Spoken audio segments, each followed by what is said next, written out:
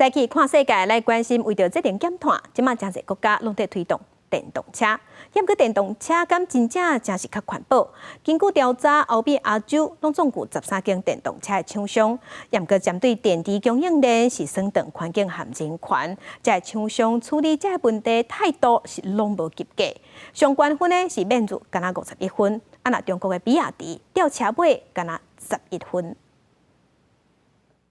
随着减少碳排放，正做真侪国家的政策主流。强调无废气排放的电动车，正做环保口号之下爱用者。一般的电动车车用电池重量平均大约是400至450多公斤，其中至少爱10公斤的高品质锂金属。若是特斯拉的产品，可靠爱达到80公斤。不过，锂矿的矿藏集中伫少数国家，其中前3名的玻利维亚、阿根廷、智利。这个南美洲 ABC 二三角运动量就占全球6成以上。根据国际特赦组织的讲法，锂矿开采的过程除了碳排放的规模，对水资源的污染也真惊人。阿根廷西北部的山区小镇苏斯克斯就是明显的。Peor lo que tenemos en Susque, principal el agua, no tenemos agua, el agua que tenemos lo bebemos, no tiene mucho arsénico y no se le puede beber, hay que traerse agua del campo, buscarse agua mejor. No se puede vivir en Susque ya.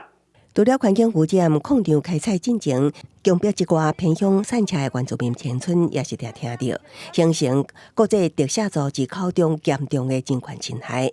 这个组织检测欧美、亚洲有13间制造电动车的主要业者来进行评比。